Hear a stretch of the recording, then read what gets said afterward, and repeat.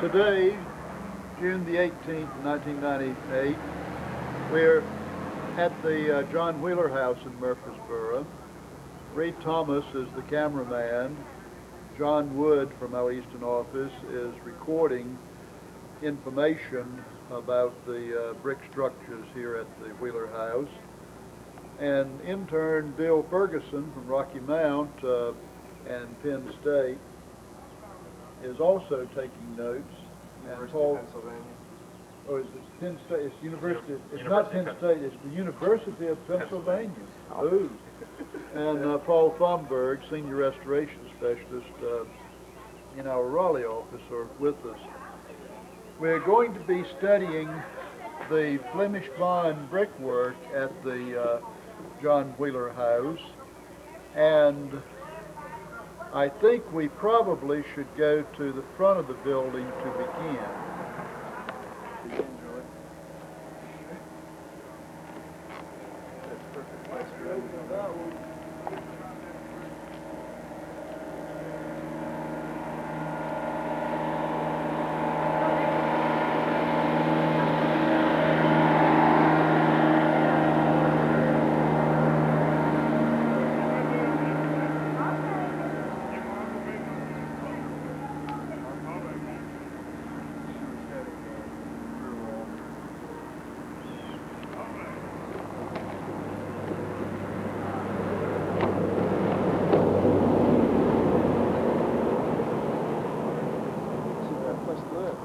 I did. I'm living in the brick kitchen house in Greene County. All right. Finally, we aren't settled in. There's boxes everywhere, but at least I have a place to call home. Very good. I'm excited about it. No air conditioning. Is a two-story brick structure constructed all at one time. The brick bond is Flemish bond. It is believed that the combination mercantile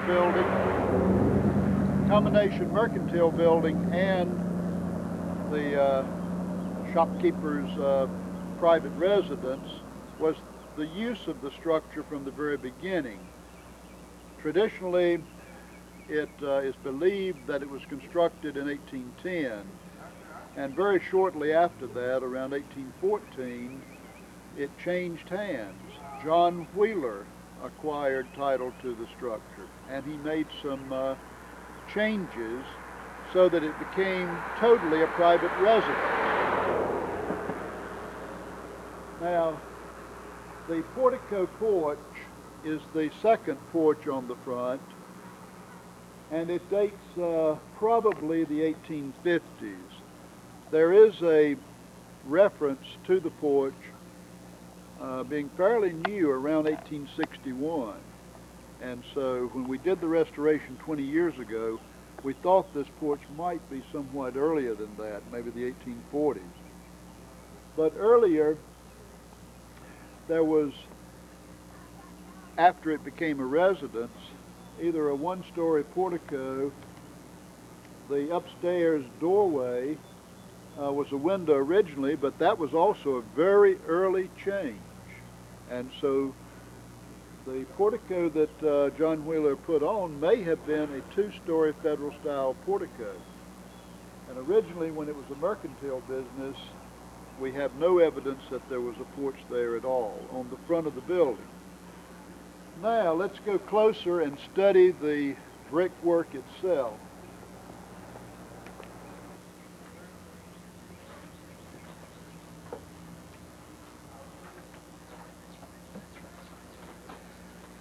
We're at the John Wheeler front entrance, the Federal-style entrance with side lights and the fan above the doorway, which he had constructed about 1814. When it was a mercantile business, we have evidence for the original front entrance in the queen closure pattern that has survived just to the west of the front entrance, just to the left as you face the building. The queen closure pattern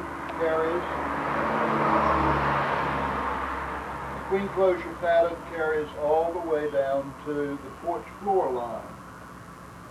And the brickwork to the right of the queen closure, which is the quarter brick that was specially cut so that the mortar joints would be staggered in the Flemish bond pattern. The brickwork is obviously infill. It does not maintain a true Flemish bond pattern. And yet, the same mason could have laid this brickwork that constructed the building originally in 1810, in that you do get the tooled joint. And the tool joint also has an indication that it was penciled, that it had a pencil joint. And here it is, clearly, you can see the white line penciling right up next to the 1814 door opening. So this brickwork in this area is infill. They cut a brick every other course, kind of in the center, and used a stretcher on each side. Or they used a stretcher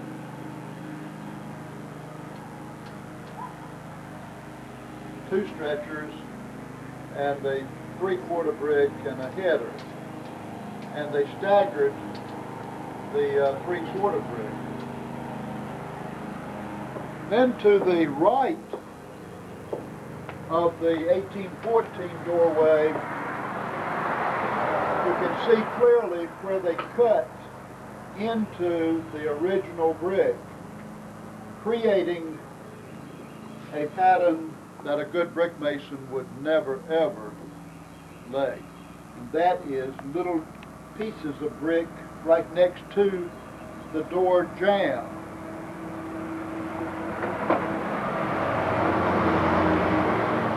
Were saved by John Wheeler and were moved to, when he created a center hall by adding a petition on the west side of what became the center hall.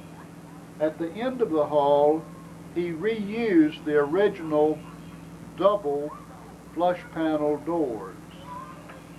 And we will go around back and take a look at that later. On the front of the John Wheeler house, you have the original window openings at the first floor level and also at the second floor level. And the molded windowsill is original. The shutters with driven pintles and strap hinges are also original. I'm sure if we look carefully enough, we'd find some reworking and some replacement. But the one we're looking at here on the front is wooden peg and appears to be original.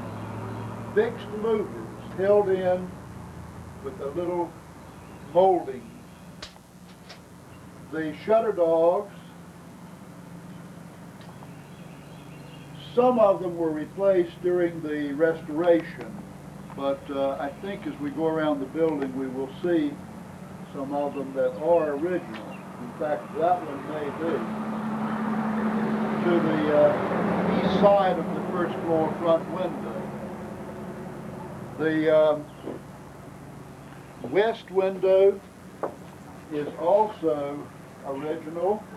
It is obvious as can be that this shutter dog was replaced in the restoration. You have the molded windowsill. You have the window jambs are mitered. you have a little tiny bead for the inside of the jamb. It actually is a two-part window jamb. And the outer part has the small bead with an applied, very small Federal-style molding. The inner jamb has a larger bead. That's an interesting characteristic that you find at both the first floor level and the second floor level. You have jack arches across the heads of the windows at the first floor level and at the second floor level. And it's obvious that the shutter dogs at the second floor level on the west side are original. And I'm now believing, after seeing these reproductions, that the two that we were just looking at on the east side are original. Because of your limited wire here, I suppose we need now, instead of moving to the west side of the building, we need to move to the east side. Okay. Not how they modern the bricks. Oh. Side for something. We're still on the front of the building studying in more detail the east window. The brick mason, his makeup brick, two headers here, and normally he would have had a stretcher next to his queen closure, but he didn't. He has a header. So queen closure is surrounded by headers, which is a little unusual. The molded brick in this particular area has a pronounced mold mark, which was laid up always by a good mason to form a drip. The tooled mortar joints were penciled, and later, around 1900, a red wash was put over the building. Now, the brick mason was right-handed, moving to the right, and where he could have had at the sill, near the sill line, a queen closure, instead he used a 3/4 brick, a king closure. And he did that. Well, in the course above, he had to use a almost 3/4 brick. He was making up, in other words, and he was trying to get to this pattern where there'd be queen closure. Now, I saw this on the side over there, and I might as well go ahead and mention it. Where he used a stretcher next to a header where he should have had a queen closure, he cut the brick, and he would have penciled that brick joint so that it would have created the queen closure pattern. I've seen that in jack arches, in 18th century jack arches, but here this mason was taking that much care. Once he established his queen closure, and when it didn't work out, he went to the trouble to cut the brick in a vertical manner so that he could maintain that queen closure pattern. And then when he got up to this height, he didn't do it. And he didn't do it here. He picks up with a queen closure. And he didn't do it here. And he did not do it there. Way up, he has 3 queen closures. But he lost it in here and decided not to cut the brick. But he's got it on the other side. He's got it coming down to here where Now it starts. on this to side, snore. remember, you're laying from round up. And he actually cut a little tiny sliver here, which wasn't large enough, but there it is cut. And then he used 2 stretchers there. Remember, he's moving towards the end where he ended with the queen closure in every other course, which any good brick mason laying finished bond would have done. But where he started off, once he got up to this height, he was able to put in the queen closure all the way up. But down below here, he did not. Although he was thinking about it by this cut mark. Instead, he started with a 3/4 brick, which took care of the mortar, staggering the mortar joints. There's a 3/4, a 3/4. Then here, he decided to try to use a full stretcher, and then a king closure, a 3/4 brick. Then above there, header, 2 stretchers, a king closure, full stretcher, header, 2 stretchers. This is a small stretcher. But then he established his queen closure pattern from there up. You'll still find that he had to make up before he got to this corner. He had to make up here, make up here. So he was it's the same right-handed brick mason. Then around.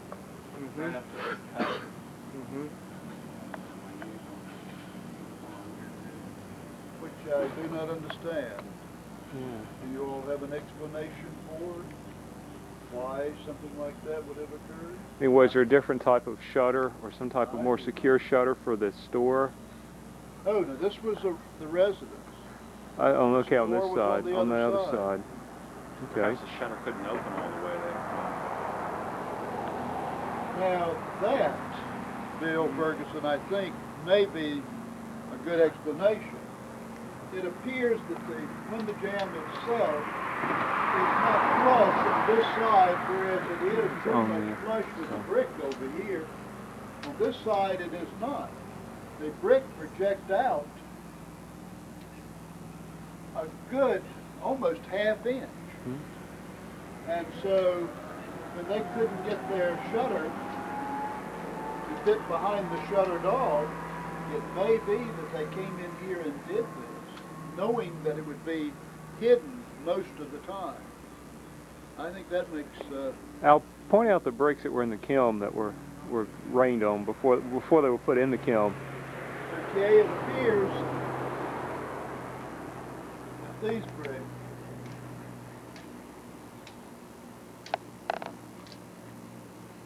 were rained on. While they were drying out in the yard before higher up. Before they were put in and dried. The mold mark is much more pronounced than I thought it was, and in this original mortar, I see good examples, which we earlier did not find on the rear of the building, but good examples of the oyster shell in the original mortar. So they got their lime by burning oyster shells. Water table. It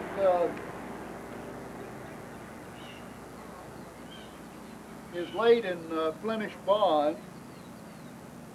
They maintained the queen closure in the water table. The water table steps in 2 times, about 2 inches each time. So they've moved in the thickness of 1 brick by the time they get to the seal line for the house. And also they have an interesting venting method. They left out brick in this pattern so that there could be air circulation under the building.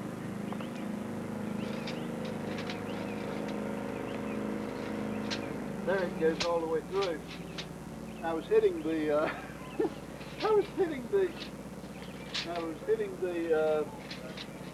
wooden sill line. Turned the corner. Of course, he kept the queen pattern at the corner. And then as he moved towards the first window, he put in a queen closure in the first course. And then he decided to use a king closure or whatever size brick he needed to finish out. There's another brick that shows signs of rain damaging the surface before it was over fire. And this is deterioration. That is where rain hits that when it was just clay. But he did not maintain the queen closure pattern on this side of the window. However, moving to the right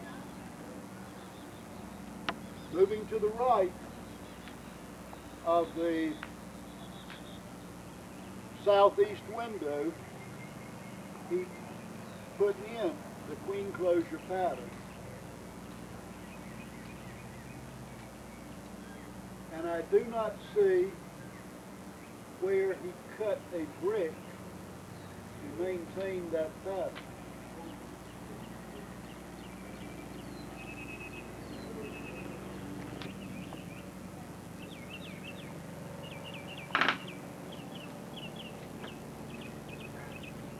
Northeast window on the south side, as he was moving towards his window opening, and you have to realize that he had to create the window opening. The woodwork would have been inserted later.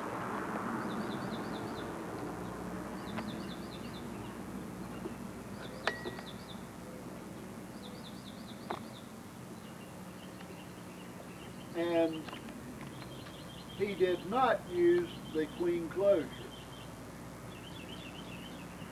Here he's got two stretchers. There's his queen closure here.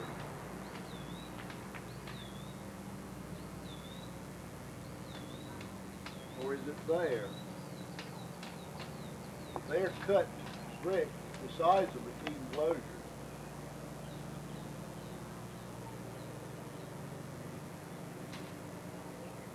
Two stretchers, some more brick that got rained on. The brick did leave a much heavier mold mark than I had remembered.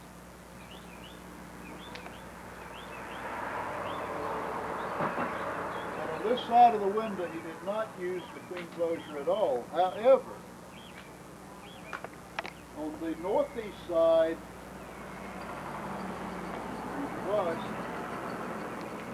he did.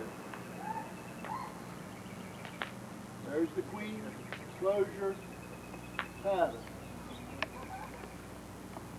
And as he moved to the right, he had very little space, because he knew he had to end up with the queen closure at the corner. He had to make up. That's the make-up brick. He put two headers together here. Well, actually a header, and this is a cut brick. This is a cut brick. Well, by the time he gets past this point, his pattern is perfect for the Flemish bond pattern, where he has a header, queen closure, stretcher, header. Stretcher, header, stretcher. Header, queen closure, stretcher, header. And then makeup brick in this area. There's a makeup brick that also shows the rain mark that before it was fired. Now, one interesting thing on this side of the window is that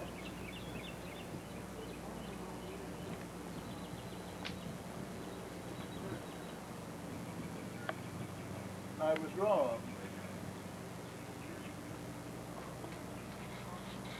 I thought he had cut that, but well, he did. There it is.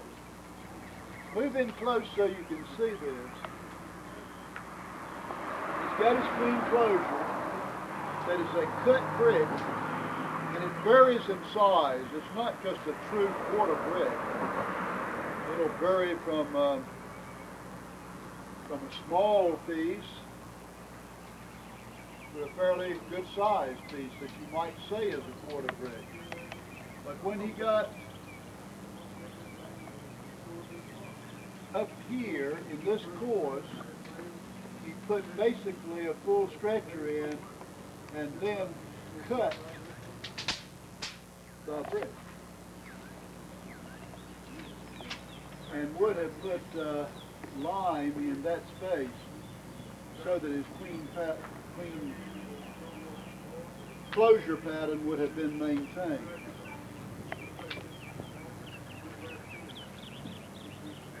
These are original shutters with wooden pegs.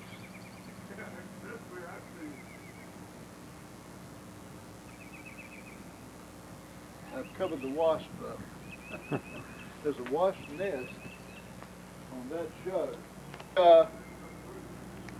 1820s kitchen was constructed on the northeast corner of the John Wheeler house. They had a no pilaster at this point at some time or another because they were able to sharpen their knives, their kitchen knives, on these bricks. And that wear comes from sharpening knives. On the kitchen itself, with the door jamb, you couldn't just step outside and sharpen a knife because you have the wooden door jamb keeping you from doing that. Therefore, the only place they could get to brick like this was on the corner of the main house. And they apparently kept their knives sharpened. Northeast rear corner of the John Wheeler house, and the brick mason moving to the right, put in the queen closure pattern for the original doorway into the family residence. He actually used the queen closure pattern on both sides of this entrance. You have the original door jamb that is pegged together, and with not a true federal style molding, but it's not a true OG molding, 18th century OG molding either. It is a little sharper. It's a little more federal style. The flush panel doors, the 6 panels, flush panels with a bead around the panels, is a type of door that was used in the federal period. And this same door, the same type of door, was also used in the raised door. The John Wheeler house, at the first floor level, inside we will see that there was a flush panel door between the residential side and the mercantile side. And John Wheeler left that. He left that in place. He did not change it. So it is still there to this day. The jack arch over this original entrance has been totally rebuilt. It had been questioned at some time as to whether this originally was a doorway or a window. And it is clearly, has always been a doorway, in that the brick above the jack arch show the original tooling, the original pencil joint, and also the red wash, which came around 1900. Now there are areas that have been repointed, but you have enough of the original surviving in different areas above the jack arch to clearly state that it never was a window. Another indication is that the queen closures carry all the way to the porch floor line. The archaeologist Young, when he did his work in the 1970s, when he excavated around this doorway, he said that there was a small porch just for this entrance originally.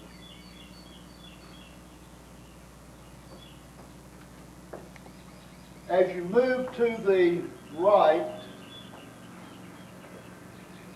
you now have, and have had, since about 1814, when John Wheeler did his work, the original double flush panel doors, which I had said earlier, had been on the front or south side of the mercantile building, and John Wheeler moved them to the rear of the hall which he created, the center hall, and it is clear that this entrance was cut in, leaving the small brick next to the door jamb. And on this side, you have headers and stretchers that were cut. We studied very carefully the original mortar joints and tried to build a case for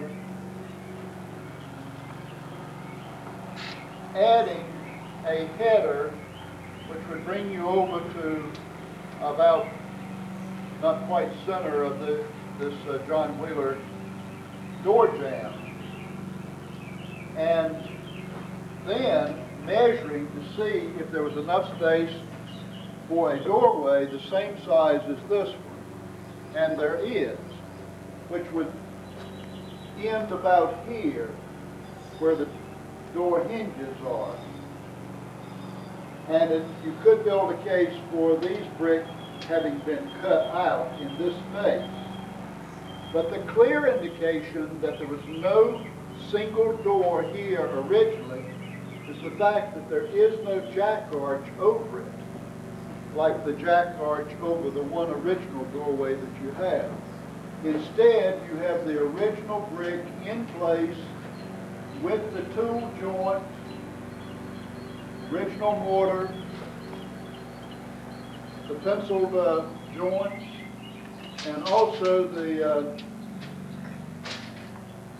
later red wash, coming right down into the area where if you had a jack arch here originally, then these bricks would have been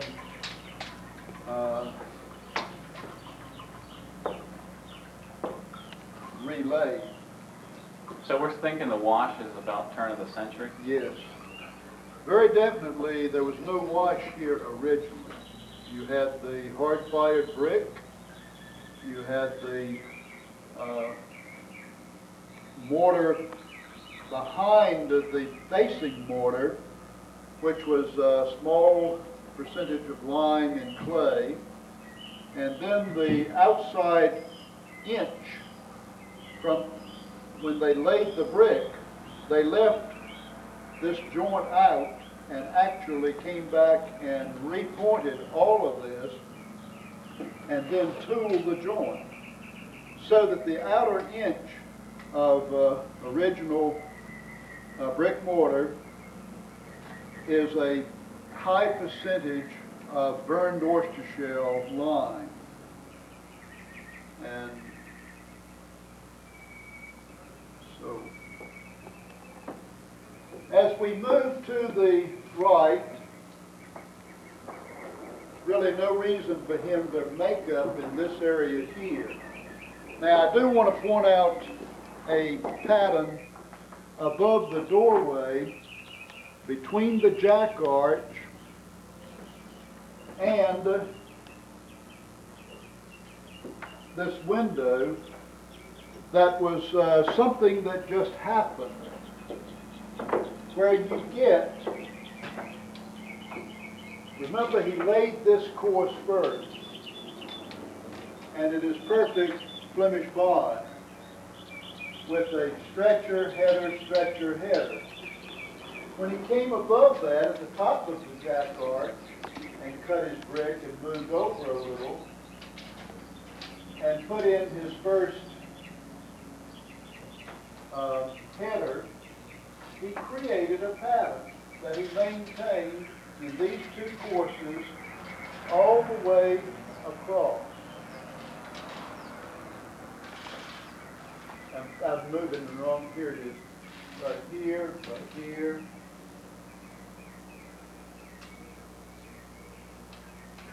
Right here, right here, here. Got into trouble here. He almost had joints lining up. And he almost had the same thing here. But he's got headers above each other,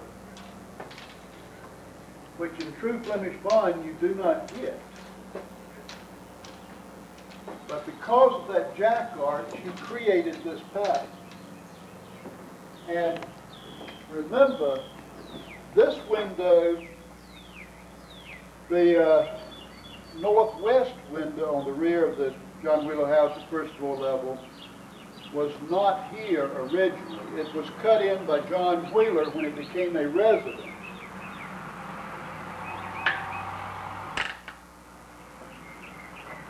Therefore, that same two-header pattern carries to this point until he was getting close to the end of the building.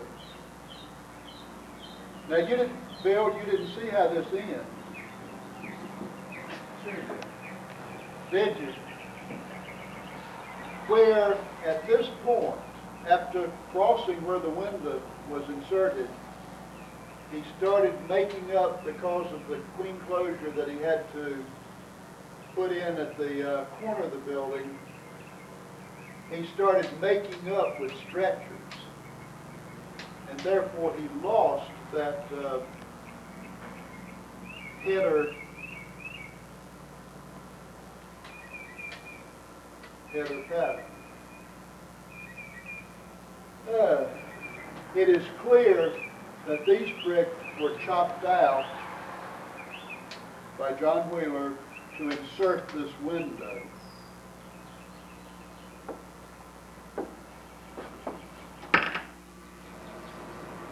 Now, above the window here, because John Wheeler also apparently added a porch all the way across the rear, there is no jack arch. Whereas the windows on the west wall at the first floor level and on the front of the building do have a jack arch. Now, if we have enough cord, let's move to the west side of the building. There is no gate into this. Therefore, You want that shutter open? closing the window.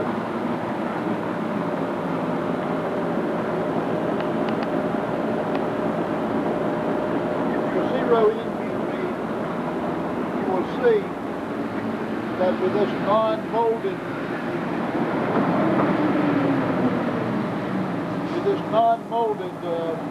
windowsill, the small fragments of brick right next to the windowsill, that is a clear indication that John Wheeler cut this window in his 1814 renovation. In the mercantile room, there was only a window on the front of the building. 3 other windows were added later by John Wheeler. We can get a closer view trees is that at historic house museums that are supposed to represent a project as early as the first quarter of the 19th century, that they will have plantings right up next to the building, which is totally inappropriate and would not have been done until the real late 19th century or early 20th century. And it does the building absolutely a lot of harm in that, in this case, the brickwork does not properly dry out.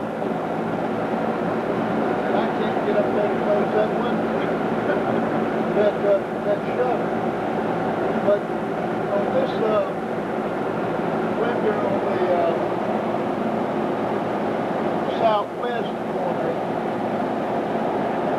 you also have the non-molded windowsill. But at the upper two windows, you have original window openings, and you have the molded original windowsill. The Flemish bond pattern carries up into the gable end of the John Wheeler house. There may have been a change in the cornice. We're not sure. It is definitely a heavy overhang. And we just left it like it was. And you have a wonderful pattern board in each corner that is early as the corners, whatever the date of the corner is. The main house cornice treatment, you have a kick. In other words, at each corner, the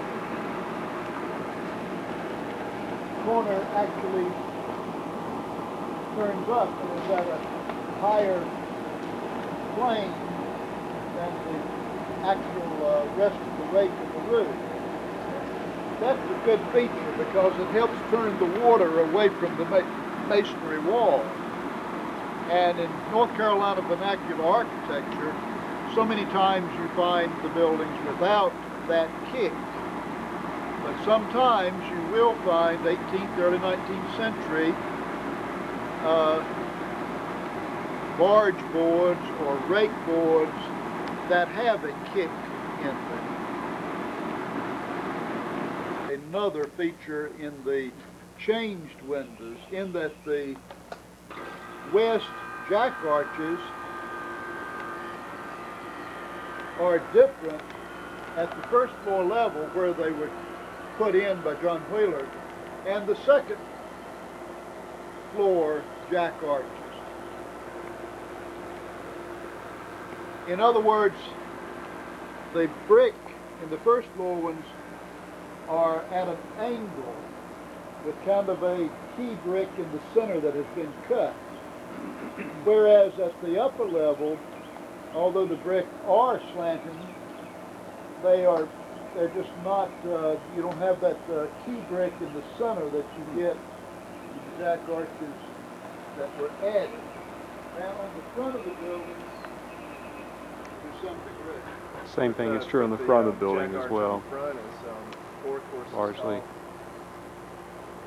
On the first floor level, got that extra. Whereas there are 3 courses at the second floor level. Front jack arches on the raising first the floor jack are 3 arches courses on the high, other whereas on side the second elevation, floor just like on the front. only have 1 course high. Of course, this is the predominant front of the building. At the Wheeler House dependency, which is now interpreted as a dining room. Al is examining the mortar.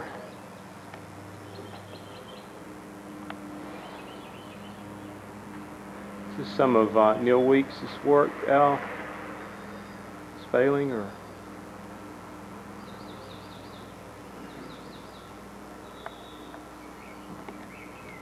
This isn't. That's the original there. It's the original, which is failing. There's oyster shells. The tooling of the joints, even though you have the grapevine joint or the tool joint, it's just totally different than what you have on the Wheeler house.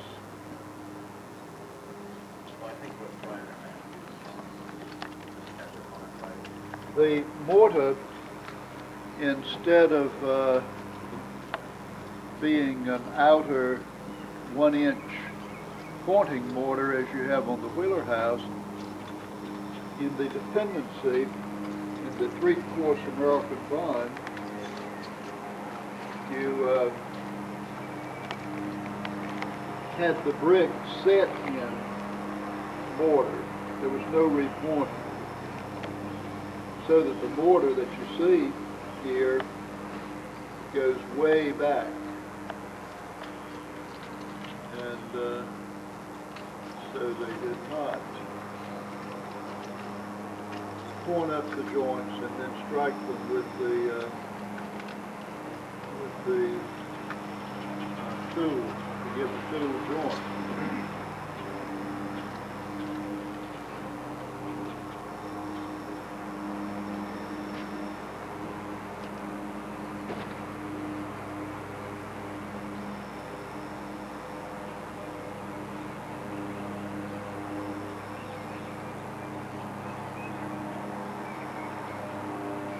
The brick size seems to be the very same as in the Wheeler house. It basically is 7.5 inches by 2 inches and a quarter. Some of them are 2 inches thick, and some are 2 1/4. That brick measures 3 3/4, 7 3/4, whereas most of them measure 7.5 inches.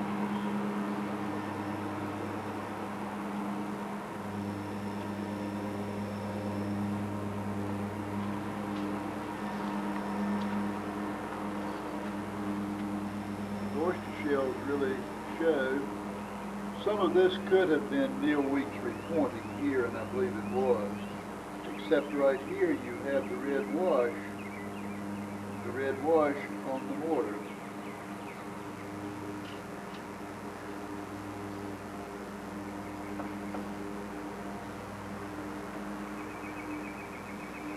The mortar joints have weathered much worse where I'm standing. You also find the same type of brick base that would make you think what Reed Thomas was saying is also true of these bricks, that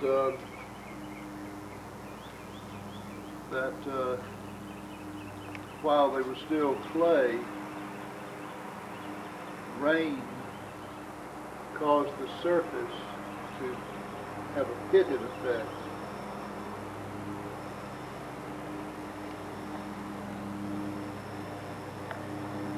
I don't know, but the brick thickness is definitely not as thick as what you get on the main house, which is basically 2 1/4 inches.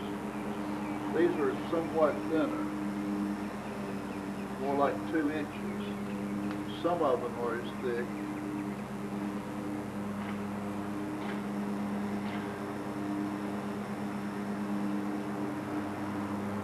The mason apparently knew what he was doing. Now here, in his row of headers, he was staying away from keeping the joints from coming out one on top of the other. And he did that by using headers. And in the next row, he was using headers, getting awfully close there, getting awfully close here. But I don't know what he saw in order to put this small brick in. But he could have put a full header, but he must have thought that that would have lined it up. So he put a small one in. You have a little bit of glazing, just random glazing. I'm still looking for, in the tool joints, the signs that the joints were penciled. And I'm going to go around to the other side. It's laid very similar to the water table on the main house. However, there has been reworking of this corner, so we're going to have to look in another corner to see exactly how that was handled. But now it is true that you have in this level a row of headers, 1, 2, 3, and then this capping brick. Because it's a capping brick, could not be a row of headers. It's a row of headers and cut brick because of the air holes that were left in the brickwork. They had to have a brick long enough to span over the top of that. But the water table steps back 2 times for a full 4 inches, as it does on the main house. The 3-course American bond ends with the queen closure, 3 rows of stretchers, a row of headers with the queen closed. That's 3-course American or Liverpool, which in Murfreesboro we're now beginning to see that the brick buildings built in 3-course American seem to have been constructed in this 1820 period. I talked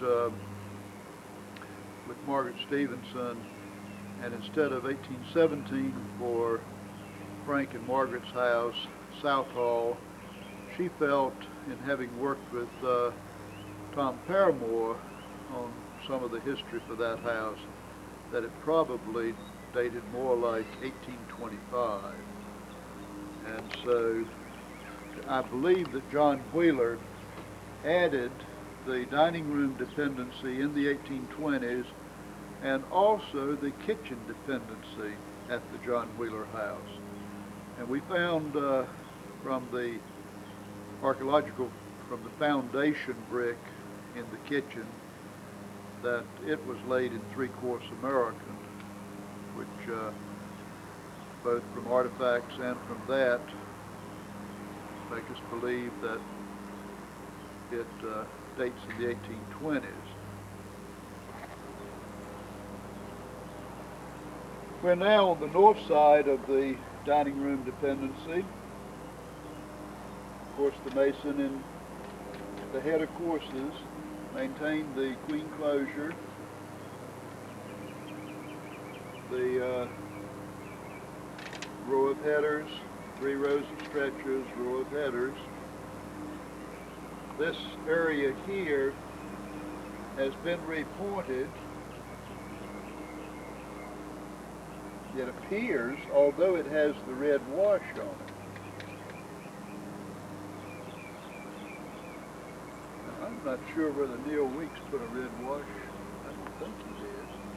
But he could have over this small area when he did his work in the 1970s. This appears to be a different repointing period from this area. The original appears to be from along here up. This also, although it has a tool joint and it has the oyster shell, it has a red wash over it also.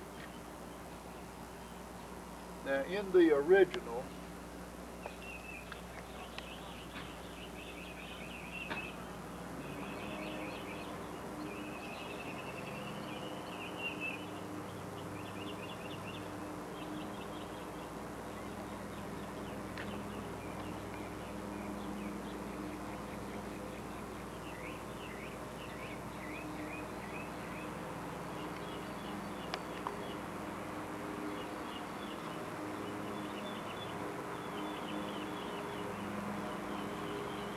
So far, I just have not seen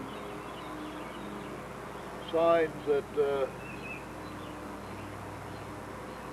that the tool joint was penciled in the 1820s, but we'll keep looking for that. To the west or right side of the north east window on the dining room dependency, the brick mason in this row of headers did not put the queen closure in. However, in this row of headers he did. And he put the queen closure in the rest of the courses on this right side. The window jamb is pegged and is treated the very same way as the window jambs in the main house, including the OG molding that is not a robust, typical Georgian, but it is certainly not a typical Federal period one either. You do have the small bead on the jamb.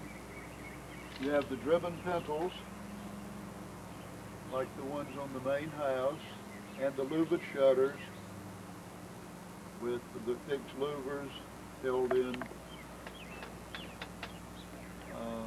by the applied molding. Seems a bit unusual the way the driven panels at the bottom sit right on the windowsill. Or Yeah, that is. I've never seen that before. That meant that that pintle did not curve and go back in as the ones at the top did. Instead, it was just driven straight into the windowsill. Uh-huh.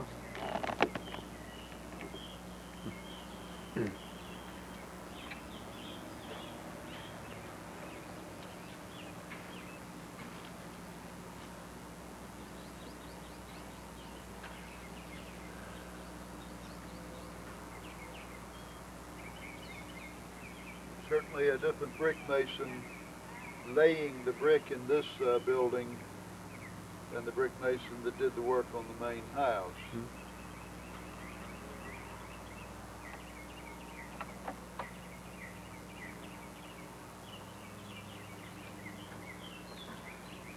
Although in this row of headers he did not put in the queen closure, he did use a smaller head brick.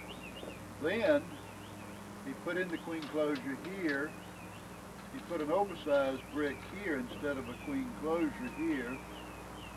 Then he put in a filler brick there in that stretcher course.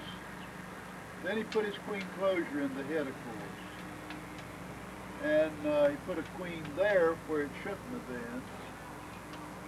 Looks like he'd have used just a 3/4 brick, but he didn't.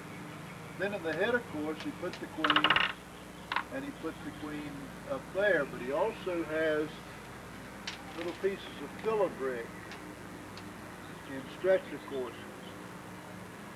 And he has the queen closure in the top header course on the left or east side of the northwest window.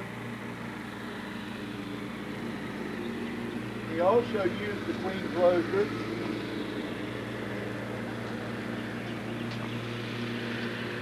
on the west side of this northwest window. It's making up as he was moving along to the right, header course, so that at the end of the building, in the header course, he could end with the queen closure. But he puts the queen in a stretcher course where he really should have used maybe just a 3/4 brick. With the header course, there's the queen all the way up. But he still has makeup brick. Stretches in this stretcher course. That's the makeup brick. You still have this pitted brick. That I do not understand. I can understand maybe one time that happening in brick. which we found on the main house circa 1810. Now why circa 1820 or 25 you find brick in the dining room dependency with that same characteristic, now that's the mystery. Do not understand that. Because normally in handmade brick you just do not see that feature. Yet you have it definitely in both buildings. And yet the size of the bricks are obviously different. And the brick molds, the wooden brick molds, would have been different sizes. That's 7.5, 7.5, 7 and almost 3/4, a little over 7.5, 7 3/4.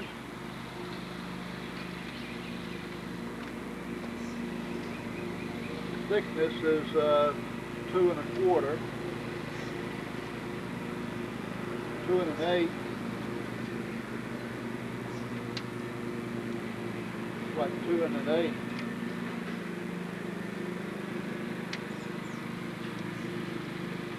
Two and an eighth.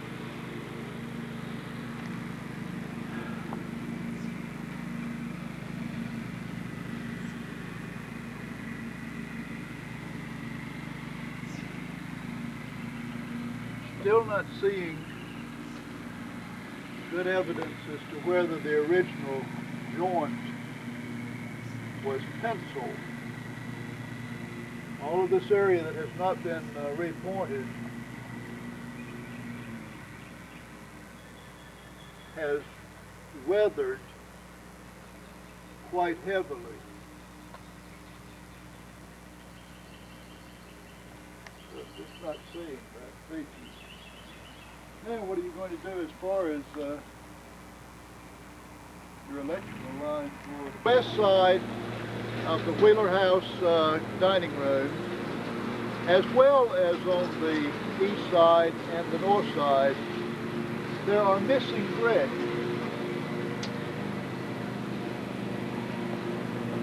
Obviously, no mortar has ever been in there.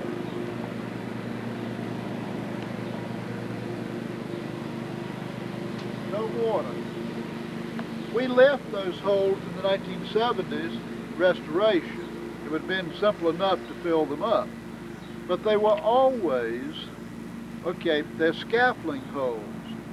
There would have been wooden scaffolding pieces in this slot. When they finished the brickwork, they sawed them off, and they left the pieces of wood in the joint, in this space. And over a period of time, the wood has rotted out, and so that explains the holes here and the holes up there. You had one way up there, but it has been filled in. You're missing your shutter on this side. The header pattern across the second floor windows is just original. And you have the same window treatment, the same jambs with the wooden pegs, the same applied transitional backband molding, transitional between Georgian and Federal.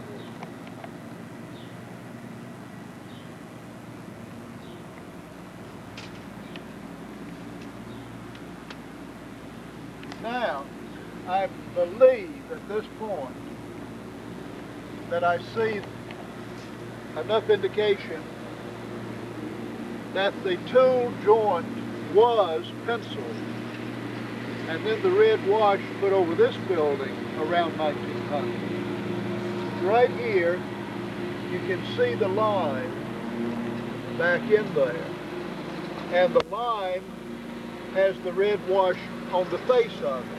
There it is. but it has weathered, there it is, it has weathered very poorly on this building. But if we looked close enough, you see it right there.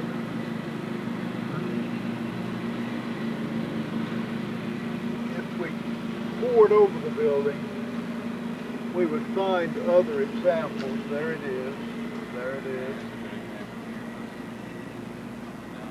Oh, yes. Yes. This is a very good example here in the vertical joint.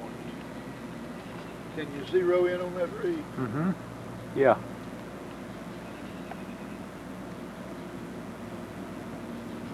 There's been a lot of repointing and a lot of red wash done by Neil Weeks.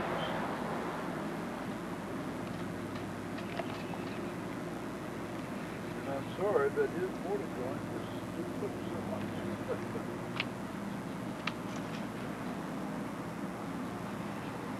There it is.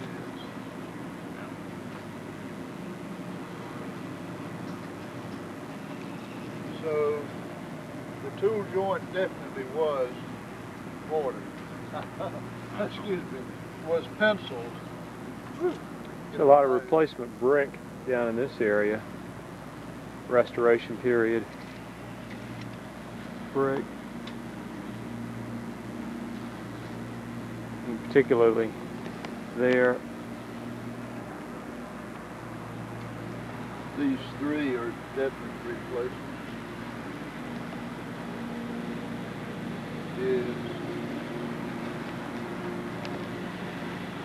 Now you have to come around the building to get me on the south side. Yeah, I'll meet you on the south side.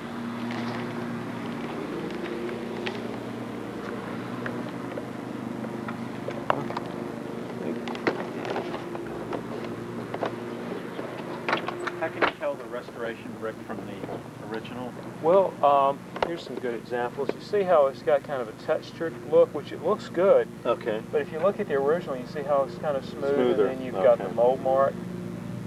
But you know, they're more textured to give more of an aged look. But if you look how smooth these are, except some of them, you know, where they got rained on or damaged while they were drying. But you do see the mold mark on most of the old ones at the The top. mold mark is Right there at the top, okay. where it left a little lip. These are these wooden molds? These are wooden molds, yeah. And they pack them in the wooden molds, put the sand, and you usually use sand in with them to help so Right. they come out easily, not like greasing the pan, but instead they use sand. And all these under here have been replaced. Here's a mold mark. I don't know what that is. That may have old breakery. But So it's primarily the texture then. yeah, Okay. tell them.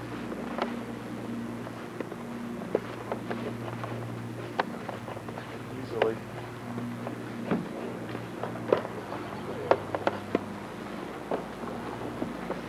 Just get this cord over here. Okay.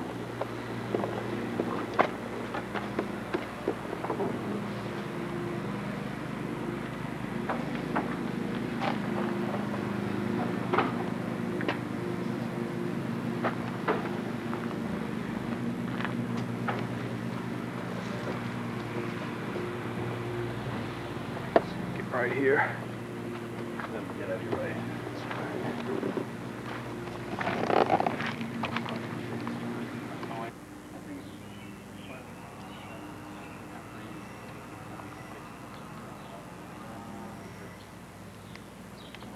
But I'm convinced now that originally the tool joints were penciled.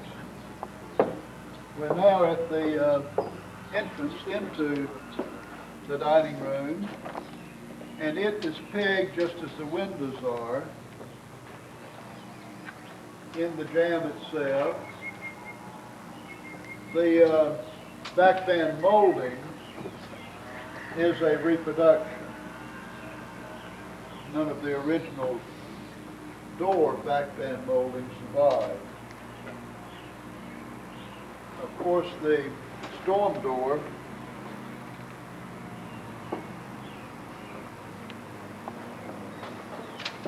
is a later addition. And the flat panel Federal style door is original. Hand planed. The hand planing on the two top flat panels is in the horizontal position because they planed with the grain of the wood, and the larger vertical panels were planed with the wood also. The door is pegged, 2 pegs in this lock rail where the stile comes into the lock rail, and your pattern here of pegging is 3 pegs. And you can't tell on this side because of the lock.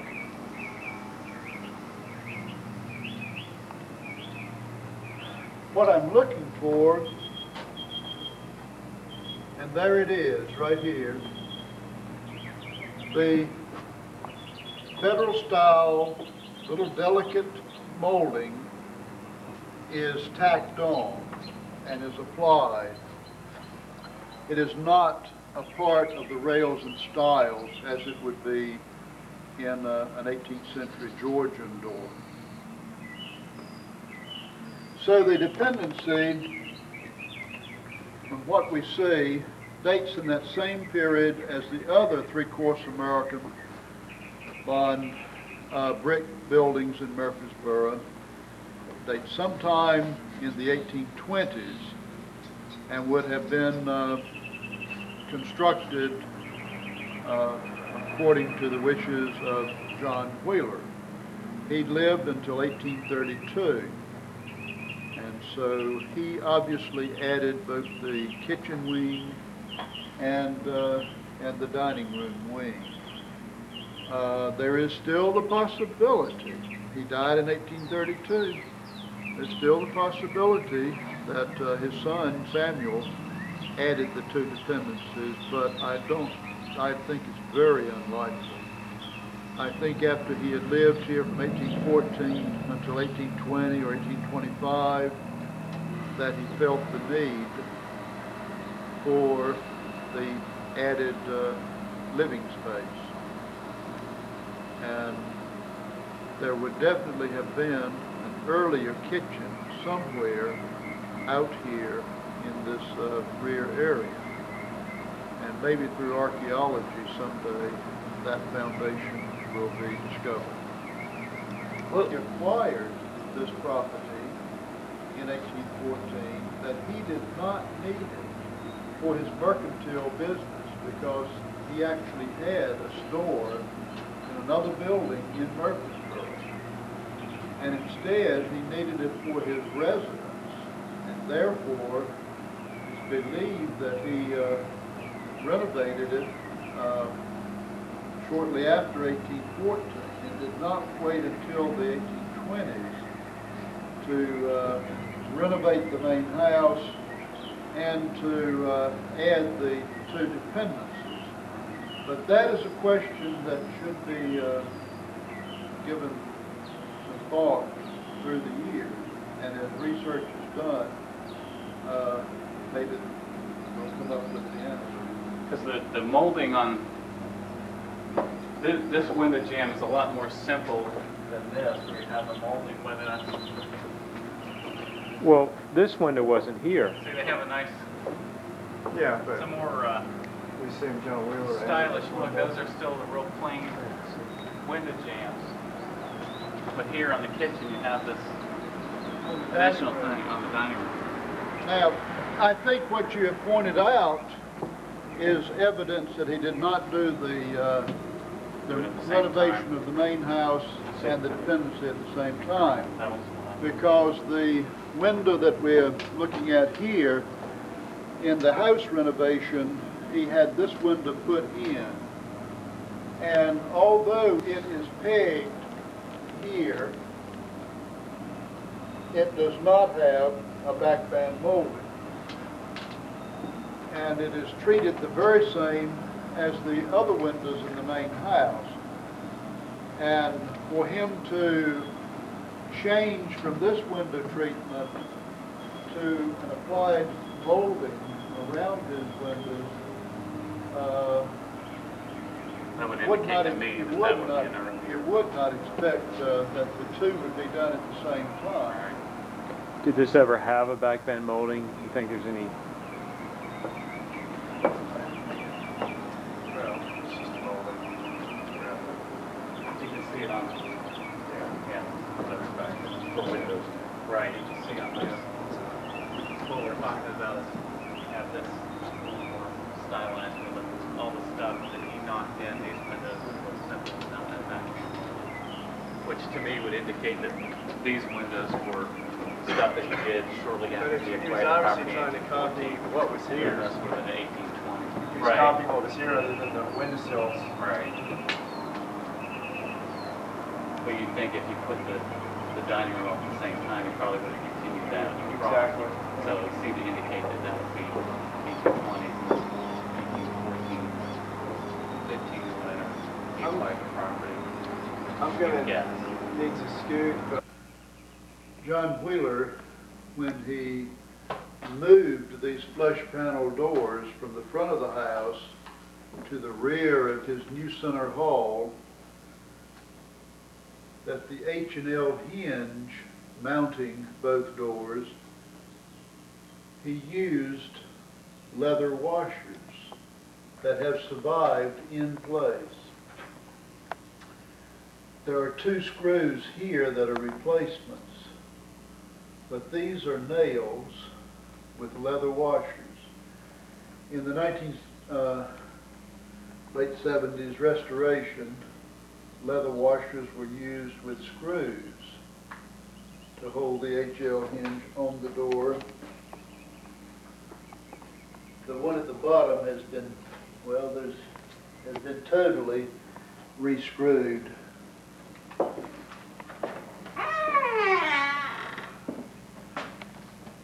This one has one of its original wrought nails with the leather washer at the top and also at the bottom. Just a little bit of the leather has survived.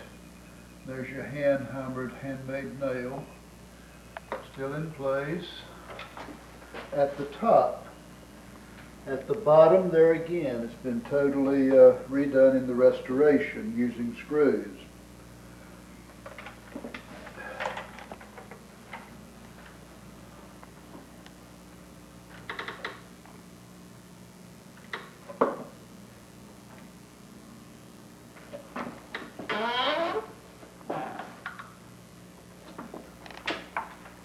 What was the purpose of the washers exactly? Well, in the 20th century, we don't totally know, but with the handmade nails, if they did not use the washers, apparently those nails would work themselves out. And so that, it's like we use washers for screws today. Why do we do that? I've also heard that they kept, when you drove them in, it kept them from more or less breaking the heads off. Maybe. But I They think, did again, I cushion think it. it's, they certainly do help prevent the nails from working themselves loose. And I've even noticed that using screws with the what they call botching, or the leather washers, seems to help prevent. It allows a little bit of flexibility, but doesn't tend to pull the nail or the screw out. That's ball and ball reproduction. There's certainly a ghost mark of something else here. Yeah, this would be also the good house to do. Take another look at the paint.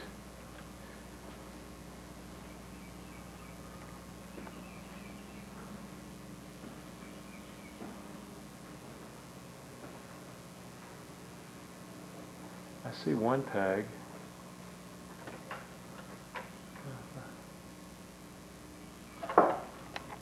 Which is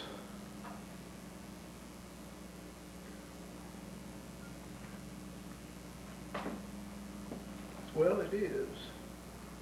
The same pattern? No, I thought here they were in the same direction.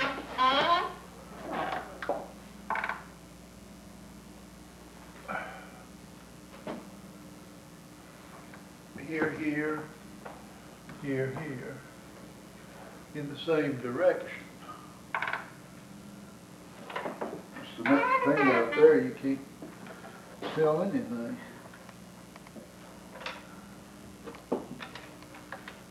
These obviously are in opposite directions. This is that, they're in opposite directions. So I guess that's a characteristic. Let's just see that direction here, two of them.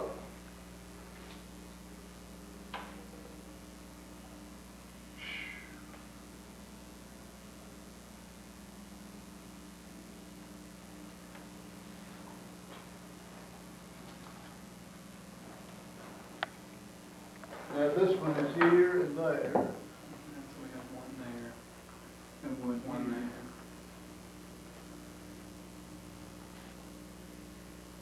there. So these are in the same direction. But these two are opposite direction from that. Hmm.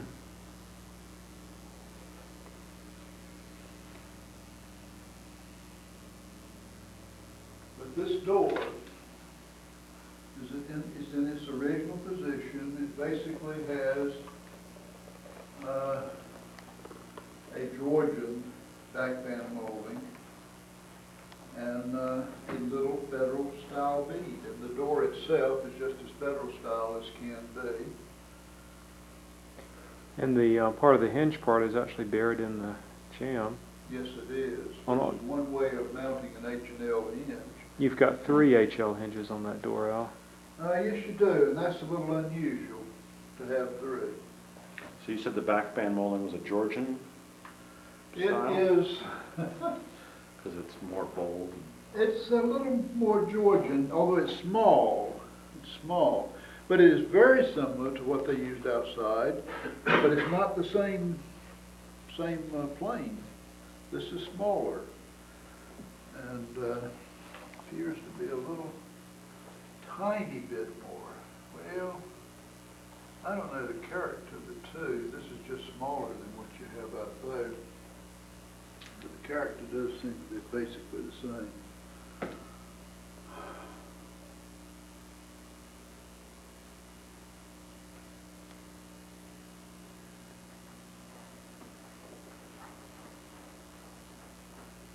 Oh, brother, there's somebody's idea of restoration. You see, Tremont is what it looks like. Effort to make a rose-headed nail with no washers. There are 3 hinges here, 3 H&L hinges, and they're face mounted.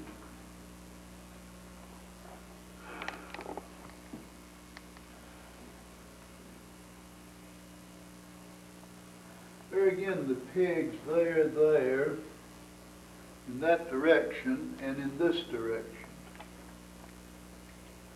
More study needs to be put on how the doors were actually made and compare it closer with that corner cupboard flush panel lower doors. And your information, I hope you're taking some notes on pegging, because I want to compare it with what we found up there. See if it's in. There is this characteristics the same. That is, the beads are mitered, just as they are on that corner cupboard Over at Melrose. over at Melrose. First floor of the storekeeper's house. The exterior door opening was certainly a big one. The room had 3 windows, and there is indication both from the original sash that are notched in the stiles. On the side where you have an original spring latch for holding the sash up. You also have on this southeast window a peg hole here.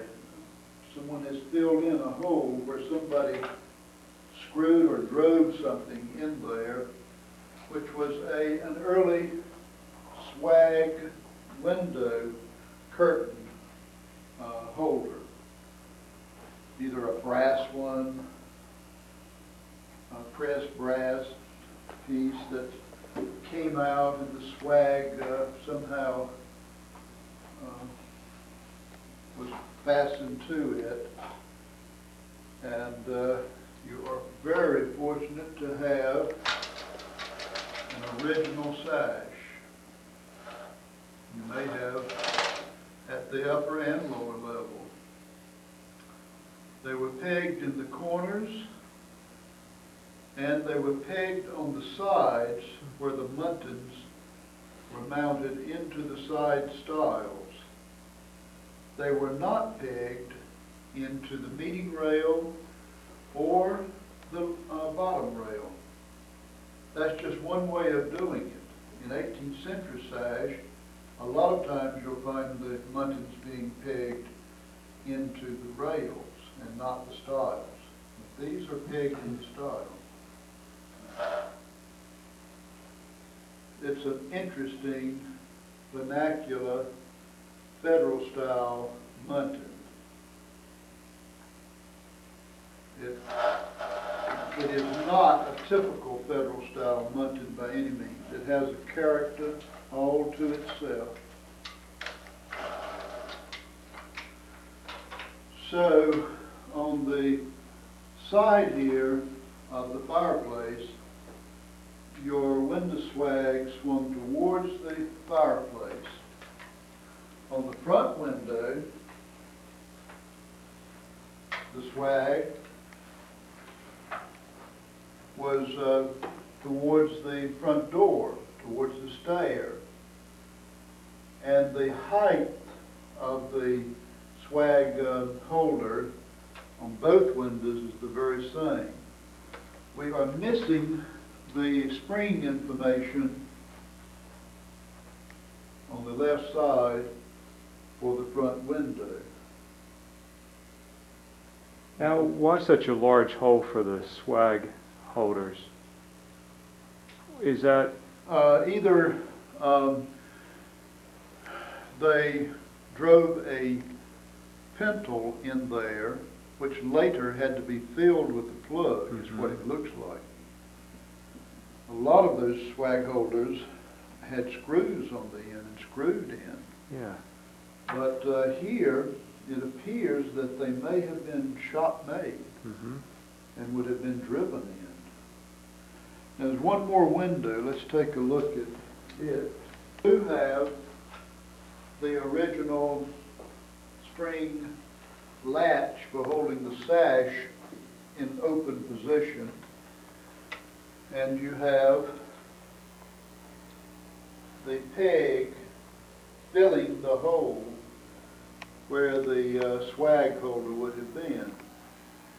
So in this case, this swag came towards the fireplace just as the one on the other side came towards the fireplace. What about the mantel in this room, Alice? The mantel is more federal style. I just do not see any indication of Georgian treatment, except this little molding here is similar, very similar to the backband molding around the doorways. It, if anything at all is Georgian, it would be that molding there. Then you've got definitely a federal style molding here. The fire bead is an applied piece forming a bead, projects out from the face of the pilaster of the mantle. Projects out, I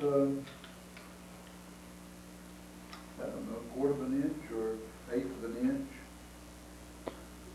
That flat panel, The flat panel is just as federal style as can be. does it have a piece of molding on the top, on all four sides, and is that flat? No, there is no molding on the top. It just has it on the bottom and on the side. Do you think that that was custom? You think that the mantle shelf was altered or added later? Because I've seen a lot of mantles with just a flat panel and then a shelf. Larry D, hallelujah. The contractor got away with something here. He was supposed to reproduce this molding and put it here, and Okay. he didn't. Instead, he just put in a little piece of Flat wood. piece of wood. Parting bead or something. Lovely thing. The mantel shelf itself, this could have been the top. The only way you can tell that is to take this off and to see if there is paint on top of this. And it's been so long since we did the restoration, I do not remember. Al, what I'm wondering, and you've seen a lot of federal mantles that have this flat panel that's would be about 3 times the height of that, and then you have a little piece of molding, and then your shelf. And I wondered if this was maybe altered later from a simpler late Georgian federal mantle to this more federal mantle that exists now. So the proportions of that flat panel just don't. So you're saying that this would have been much larger? Yeah, I wonder if that was much larger, and then you had just a simple cornice. That's a good question. We, at the time of the restoration, could have taken it apart, and we did not. We just accepted what was here. That's a good question. You would expect you'd expect a higher shelf to some degree. And federal style mantles, though, they're not like Georgian, and so they just are not as high in most cases. But that is a strange little panel. And you would think that it should have been larger, should have been higher. That originally the stair opened into this family quarters, giving from the store itself total privacy to the family, instead of having the upstairs bedroom stair open out into the store. That didn't make any sense at all. We never found clear, conclusive evidence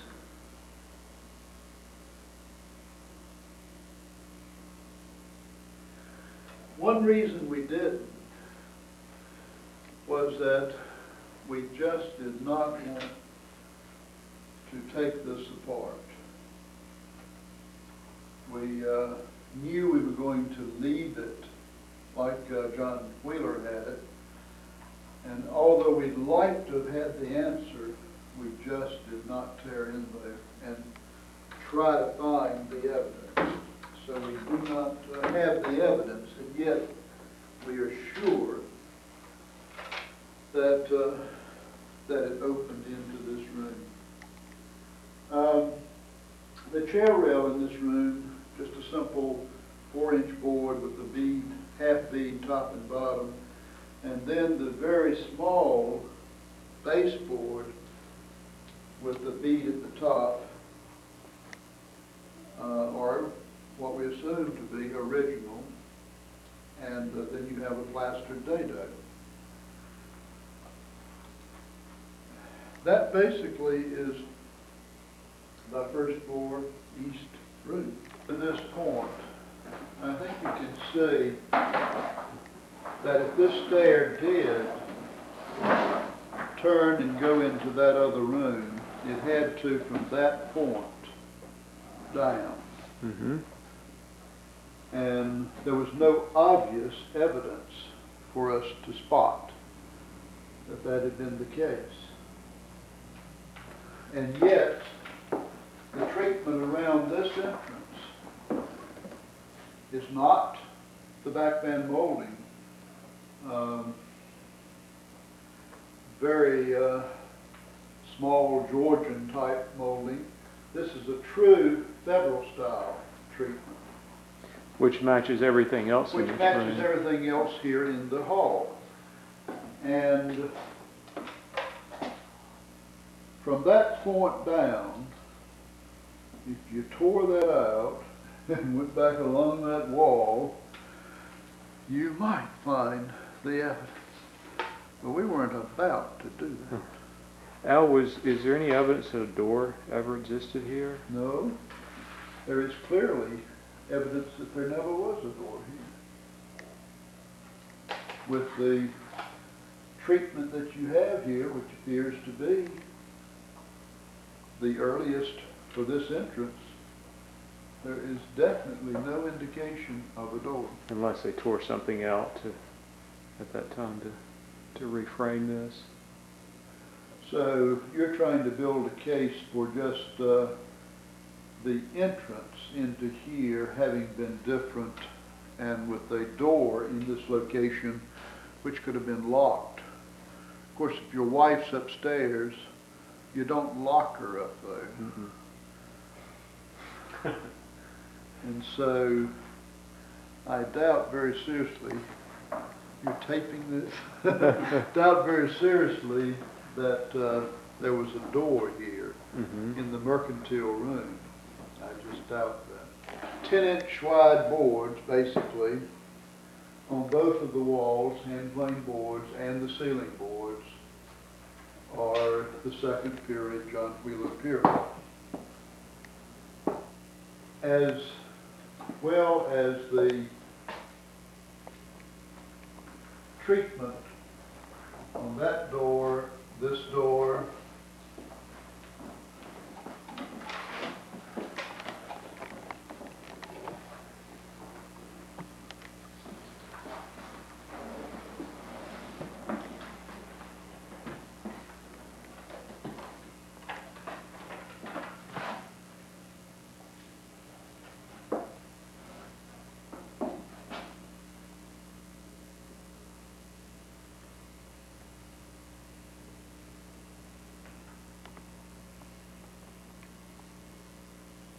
and I believe that this is original.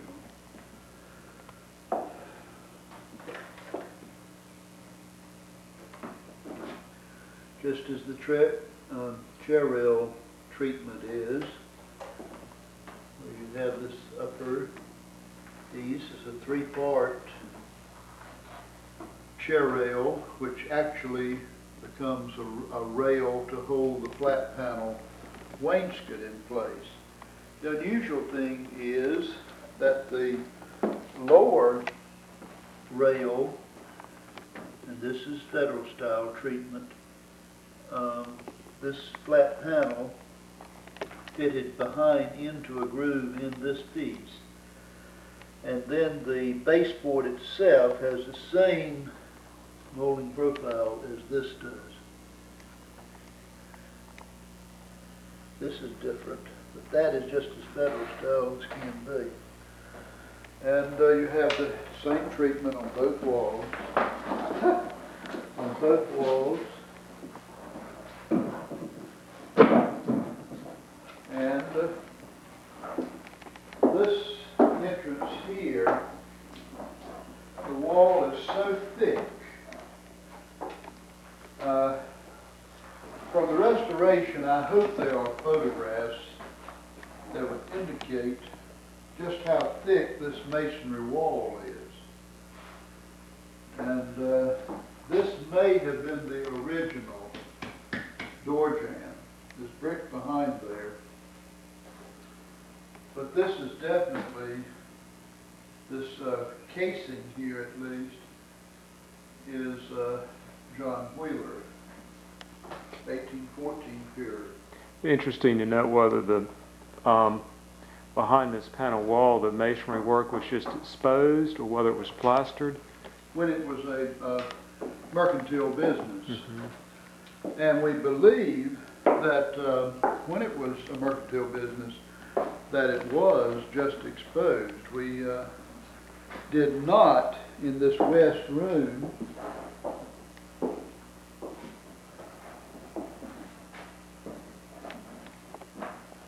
tear in and remove boards or wainscoting or any of that.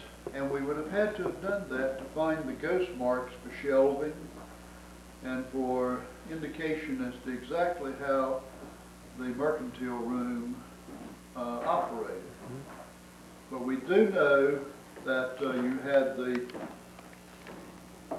flush panel double doors on the front, no transom above, and you had, for this large room, only one window originally, and that was on the front of the building.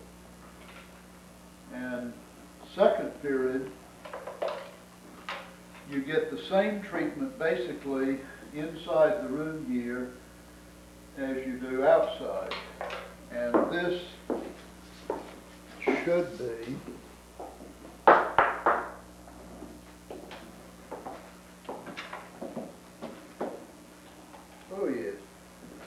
that's a wide board wainscot. The treatment inside this room is exactly the same as the treatment out in the hall for the wainscot and baseboard and the chair rail.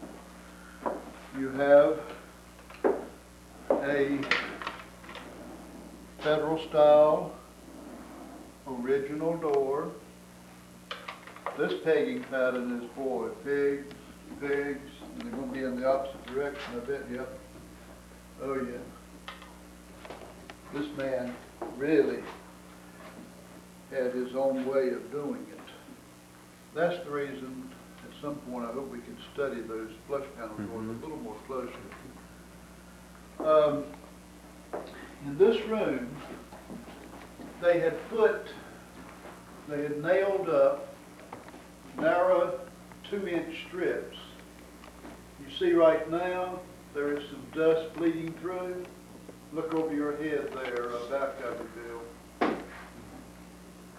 To keep that from happening, sometime either in the 20th century or late 19th century, in this room, they nailed strips where these boards came together to keep dust from coming down. And we removed that. Well, you can see one right there in the center where there was a little fixture or something right up here by the motion. Oh, yeah. Okay, so it's kind of a board and batten. It was a board and batten effect. But do you see that you have this grayish green originally? Looks like it might have had a glaze coat over it. A gray green? A gray green, and that's what you have in this room now. It's kind of what you see with Prussian blue as it ages. Uh-huh. We did. You have to really look at it, but Well, there's a lot of blue in the paint on this ceiling. Prussian blue will sometimes turn a khaki to an olive green, and it's often mistaken as green paint, but sometimes it'll turn, my understanding is that it would turn sometimes within a year or two, depending on the quality of it and what was. We were very fortunate in this room to have on the boards original wallpaper. On the boards above the chair rail. And we preserved what we considered one of the best examples. Of course, boards had to be removed to be sent to Brunswick and Swede, for them to duplicate the original wallpaper.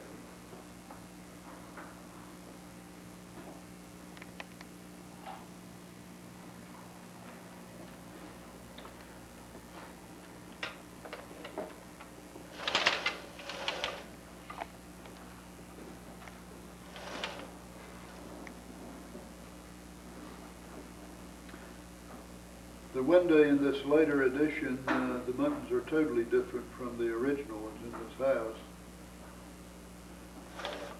Now, how old this sash is, though, I do not know. Like all new glass. The top one. The top one is older. The top one is more typical federal style, almost late federal style. Ha! You do not. You do not even have the early sash that you have in that upper sash on the north wall. They are pegged, but remember, in restoration sash, we would have had them pegged. Coming from here all the way down to this point, which is much lower than in the east room.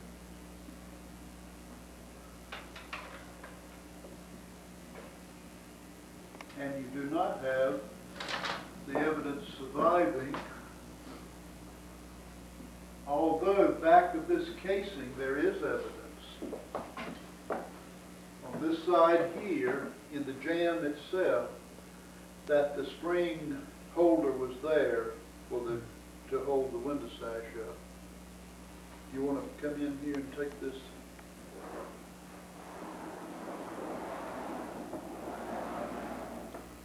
Right there, do you see? Right above. Oh, yes. There it is. Even the screw hole's still there. Uh-huh.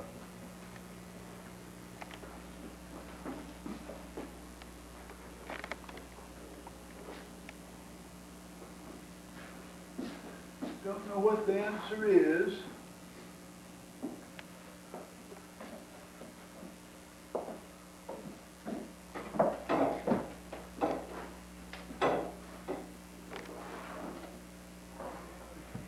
Oh, I should put there anyway. That's where I should put.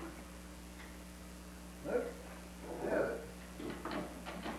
No peg. No peg here.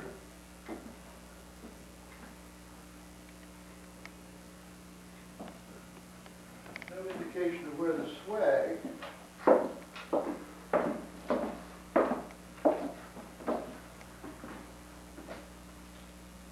holder would have been. So these casings probably have been replaced on these three windows. Or the swags would have related to mercantile room and family room across the hall, which I don't believe a word of that, because I don't believe in a storeroom that they went to the expense, and that was great expense, to put a swag. Unless they wanted to have something hanging that they could cover the window to keep people from seeing what was in the store. And therefore they would take the swag and let it down at a particular time to hide things. Who knows? But you do not, in these three casings, you do not have the swag holder information. That's interesting. One more thing, two more things in this room. This is obviously, in the John Wheeler period, the most important room in the house with this very expensive wallpaper. And it is not likely that this room would have been a bedroom. It is much more likely that this was the parlor. And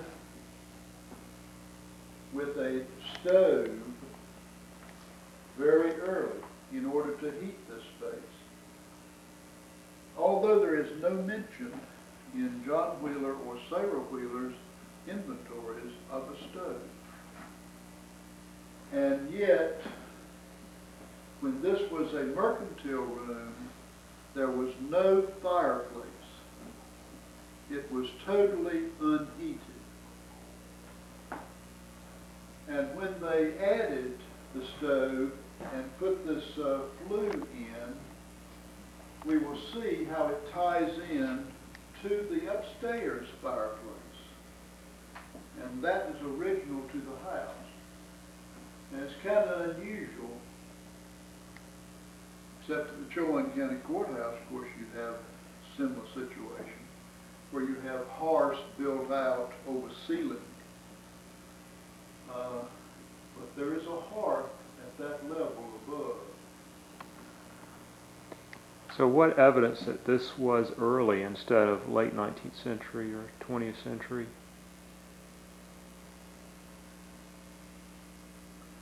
The fact that their parlor, they would have wanted heat in here, and the way to get that was simple enough, readily available to someone who had any means like John Wheeler did with his mercantile business, to buy a stove. Mm-hmm. Now there is no way that this could have been a Franklin stove, because a Franklin stove fits right into a fireplace. So it had to be freestanding. Is this the original stove? No. This is when it's been bought. But it's a nice early. But it's stylistically contemporary. Okay, it has a patent date on this particular one, July 1844. And yet to come by an early stove is no easy matter. And so to have one with this much character and all, even though you know that it's 20 years or 30 years, almost, 1814, 24, 34, 44, 30 years after the period, was heated from the time that this became the John Wheeler residence.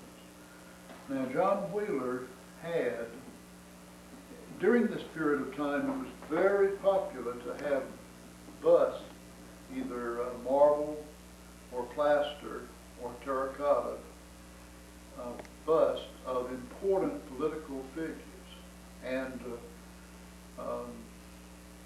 authors and also musicians. And I know that in the Tom Paramore report, I have read that the Wheelers in their parlor had busts. And I think the parlor was extremely important in their life. And you have the four windows here for the calico window hangings. And the calico material was an expensive material. And we believe that the calico was white. Calico indicates India origin, and would have had multicolors also. But we believe that the calico was white. And yet, at the present time, based on a very thorough study of the wills and inventories, the room has been interpreted as the master bedroom, which I believe firmly was not the case. This room also. So this treatment is original? No. This was an open fireplace originally. Right. Mm-hmm. It was lower. You had a piece that's missing across here, which is the upper part of your fire beam.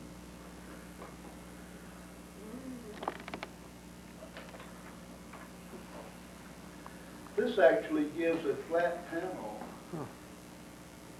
effect. There is no bead though. It's like your flush panel, I mean not flat panel, I'm trying to say flush panel. But there is no bead. But it's just two flush boards. And then this piece let in and nailed on each side. That was removed at the time that the flue opening was made. And therefore, we did not put that piece back.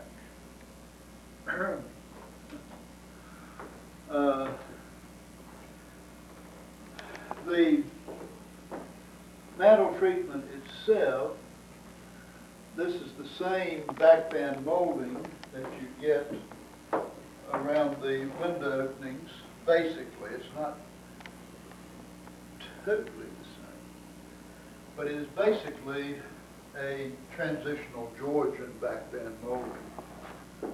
You've got a full bead here. This is a big bead.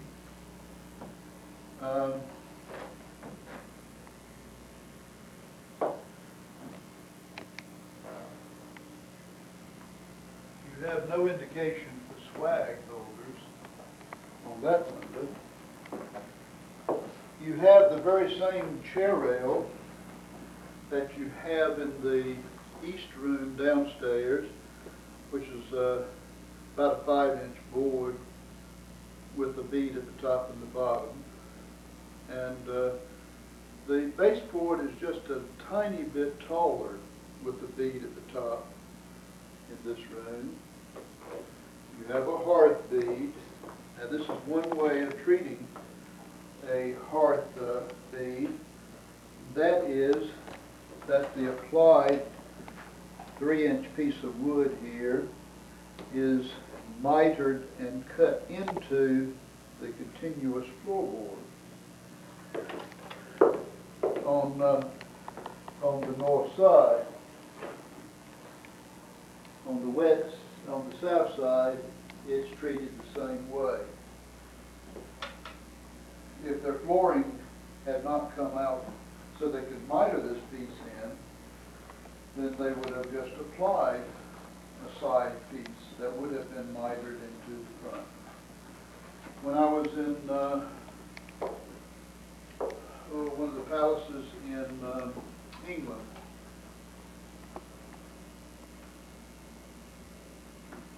I noted in one of the bedrooms a hearth bead. And so in this country, I don't know anything about hearth beads. I just know you find them always. And apparently it's something that was brought over from England, or possibly Europe too, who knows. So basically the window treatment in here, although you do not appear to have the original sash, is transitional, more Georgian than federal. The door casing, this is your Georgian transitional backband molding right here.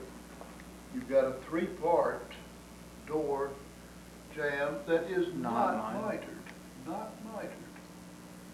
which is interesting. And then you've got very simple board and batten doors, which John Wheeler did not change, mounted with H&L hinges with handmade nails and leather washers still surviving at the top here. All of this seems to, well, they're early nails. This is wire nails. They're totally redone. But you have early ones at the bottom on the door and wire nails on the side. But now always, you'll see here that the H&L hinge is painted the same color as the wood. You all see that? Where are they? Yeah, there you are. And see, it is painted the same color, but the lock is always black. Or if it's brass, it's brass. Now you'll find them painted later, but you will not find original paint on the lock itself. These were expensive gadgets. I wonder what type of lock this door had on it originally. A thumb latch or a spring latch? Well, we obviously That's an researched entry this. door lock, isn't it? We obviously researched this and found. But what? I found. Okay. I don't know what we found. That was 20 years ago. Because that wouldn't be on a bedroom door, is what you're saying? on a board and batten door. Oh, yeah. Or. Well, it's unusual to see them on a board and batten door, but you do see them. And occasionally what you'll see on a board and batten door is a thumb latch and then some type of wooden box lock with just a key in it. That's something cut out there, Al. I don't. Well, that was a later, Some holes too. Yeah. later little lock of some description. But anyway, they have a bed in here. But I have always thought that, now whether this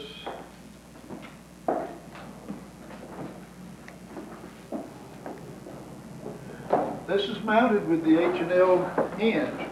Now you'll see when I say painted the color of the wood that it's on. Do you see?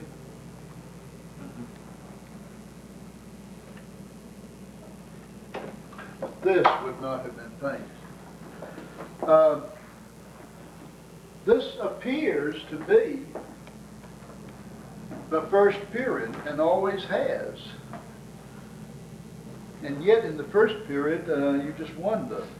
But you've got to remember you're dealing with merchants, people who had contact with ports. Murfreesboro being a port town. I think, and we know that John Murphy had a bath tub. I think that this may have been possibly a combination trunk and bath room. We know that General